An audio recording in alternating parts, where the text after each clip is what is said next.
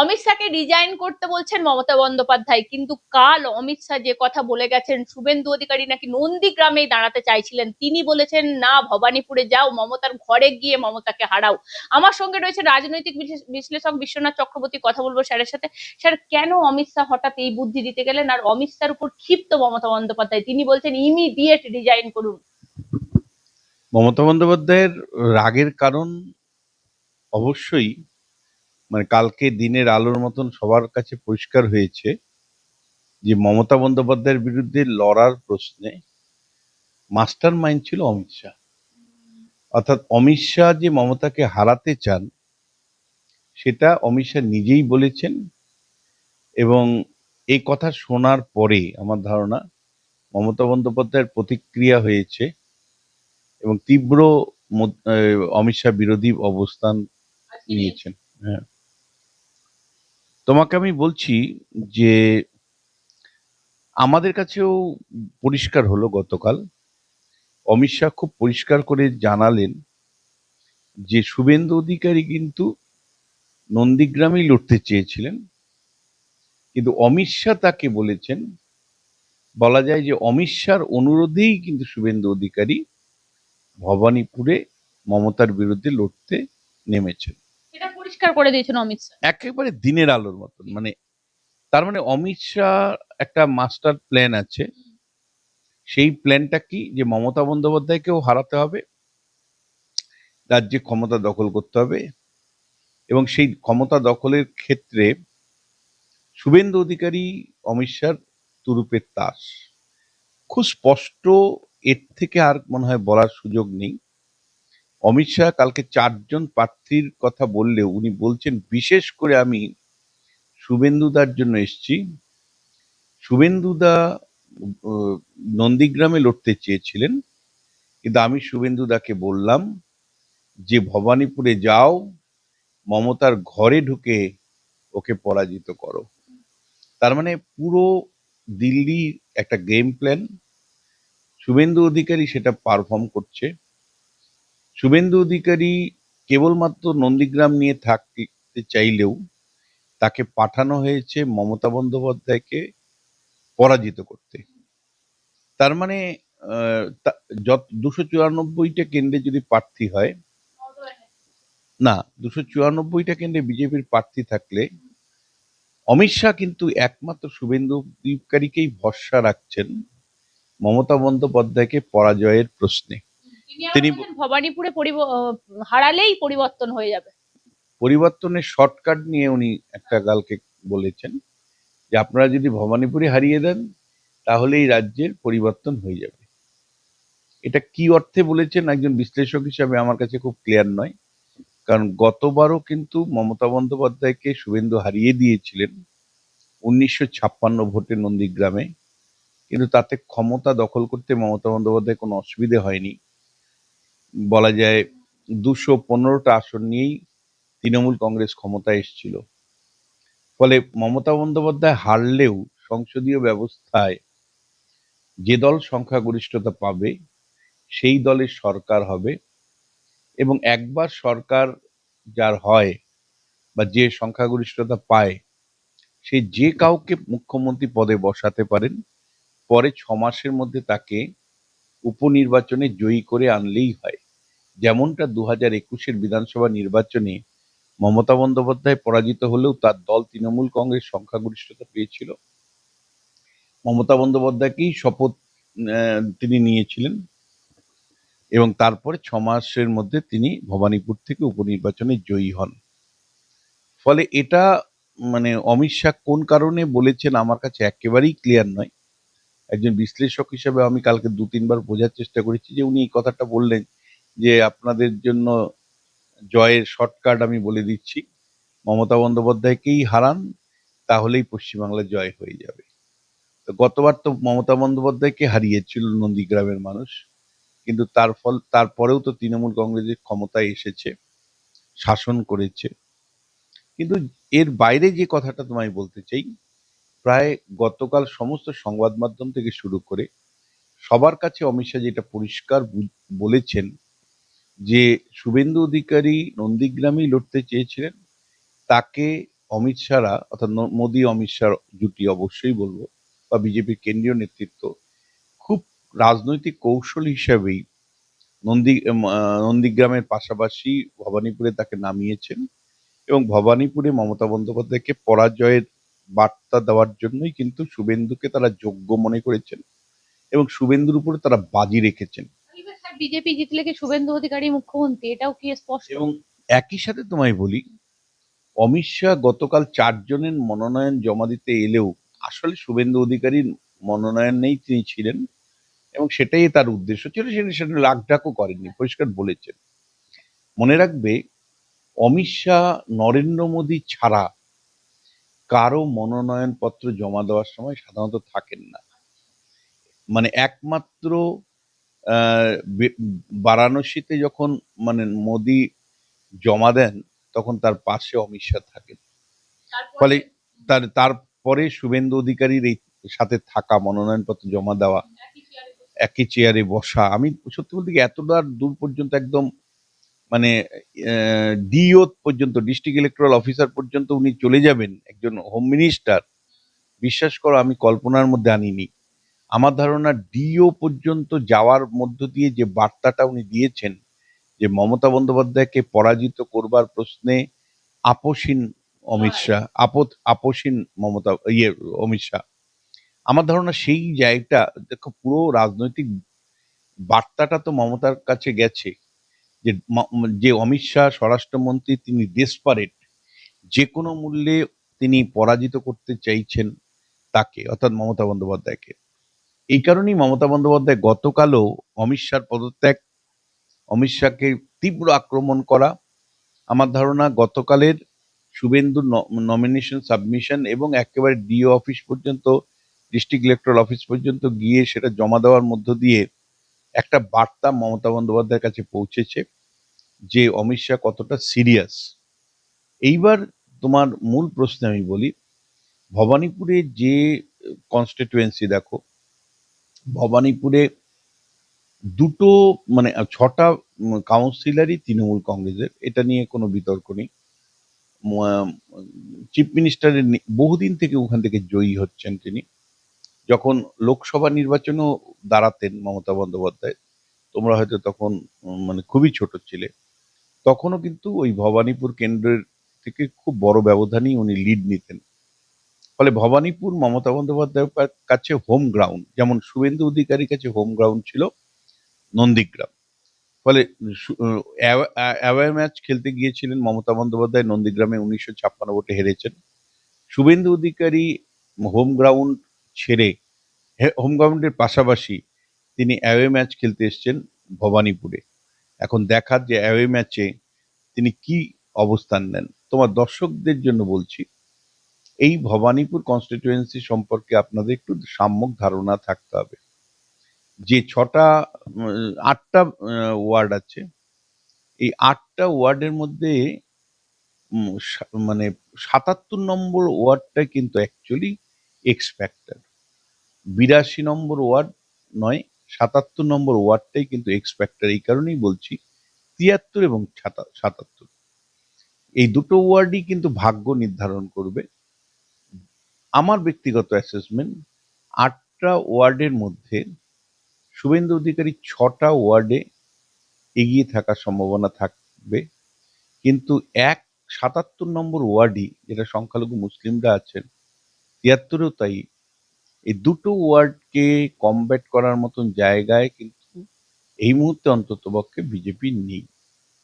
ফলে যদিও আমি জানি এসআইআর এ 10,000-এর মতন নাম বাদ গেছে সংখ্যালঘু মুসলিমদের, তারপরেও আমি মনে করি যে ওখানে অন্যান্যবার প্রায় 25-30 হাজার ভোটে লিড নেয় তৃণমূল কংগ্রেস।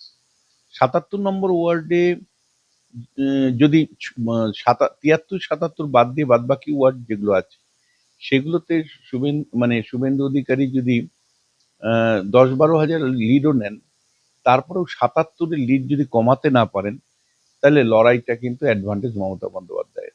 তাহলে আগামী কয়েকটা দিন কিভাবে শুভেন্দু অধিকারী 77 নম্বর ওয়ার্ডে সংখ্যালঘু মুসলিম সম্প্রদায়ের মানুষের মন জয় করেন, বা উল্টো দিক থেকে অন্য ওয়ার্ডগুলোতে, হিন্দু প্রধান ওয়ার্ডগুলোতে তিনি জয়ের মানে যদি মার্জিন বাড়াতে পারেন, তাহলে ডেফিনেটলি লড়াইটা কিন্তু আবারও একটা আকর্ষণীয় লড়াই হবে। হাড্ডাহাড্ডি শুধু নয়, মানে আমি তো মনে করি যে এটা অত্যন্ত চিত্তাকর্ষক একটা ভবানীপুর হবে, যেটা নন্দীগ্রামে মানুষ দেখেছে তার থেকেও চিত্তাকর্ষক হবে।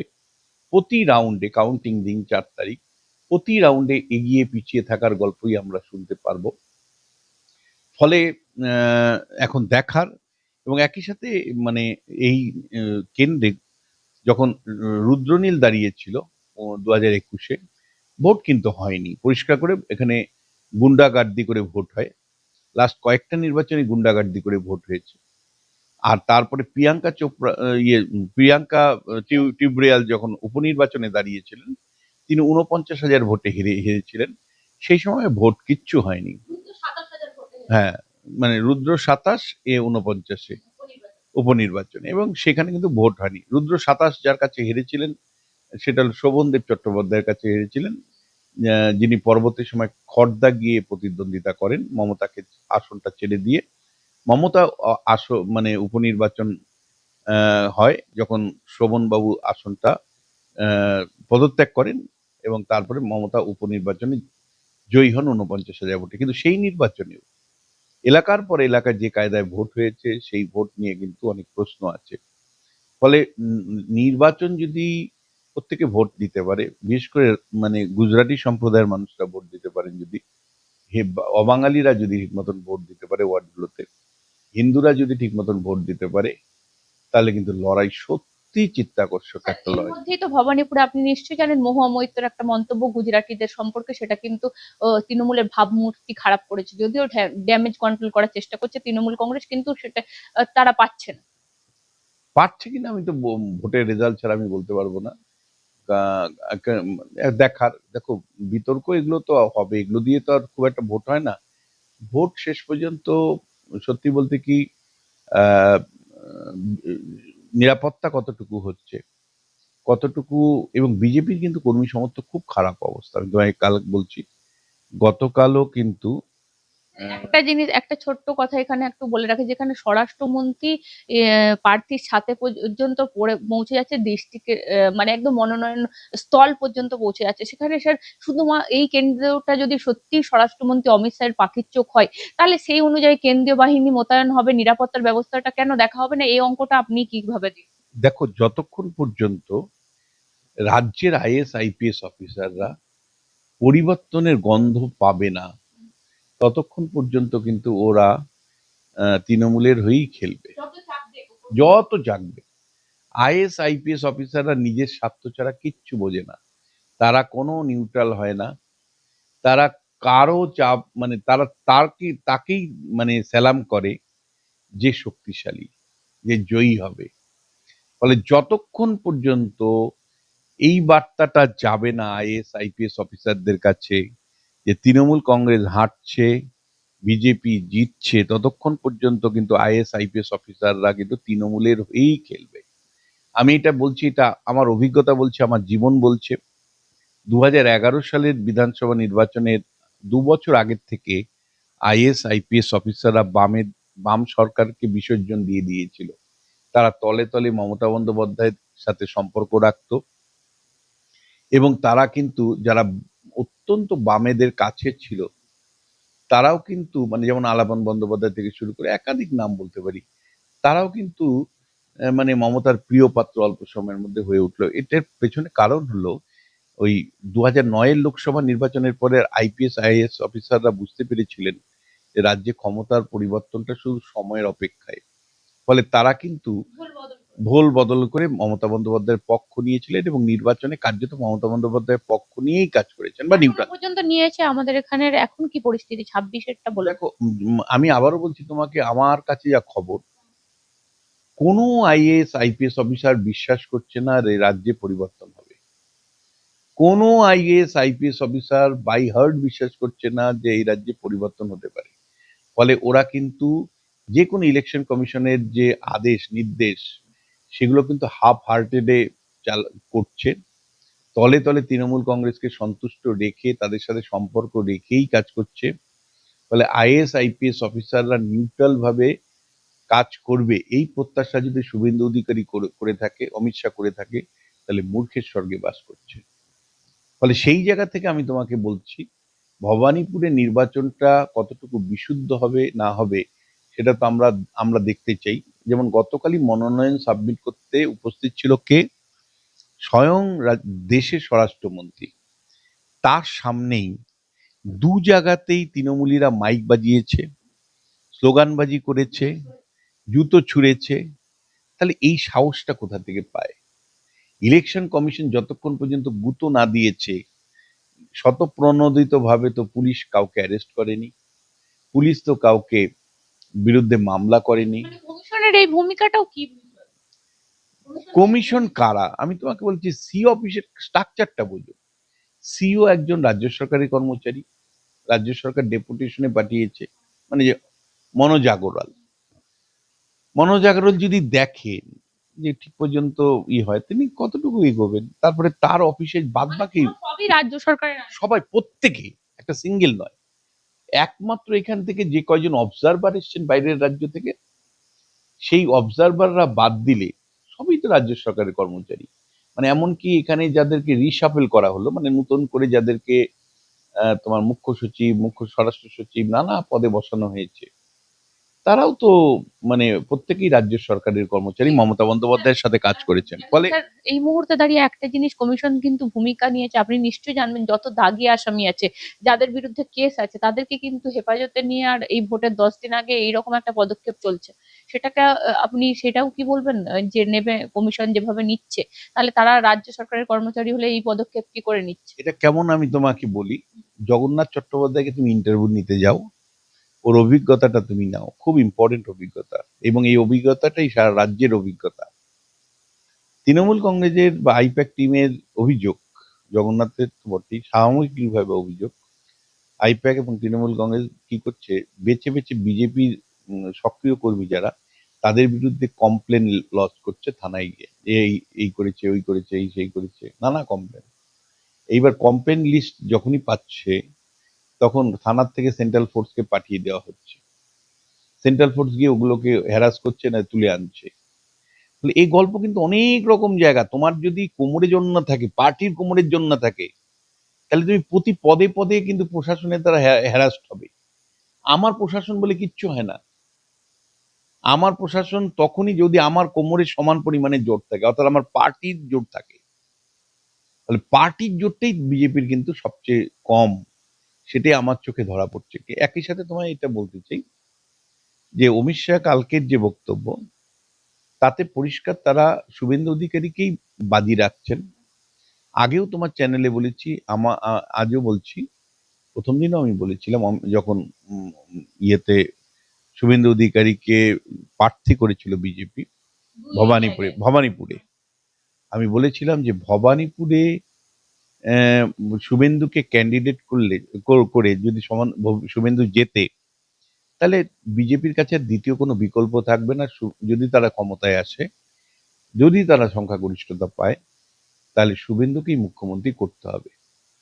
অভিজ্ঞতার দিক থেকেও শুভেন্দু সবার থেকে এগিয়ে।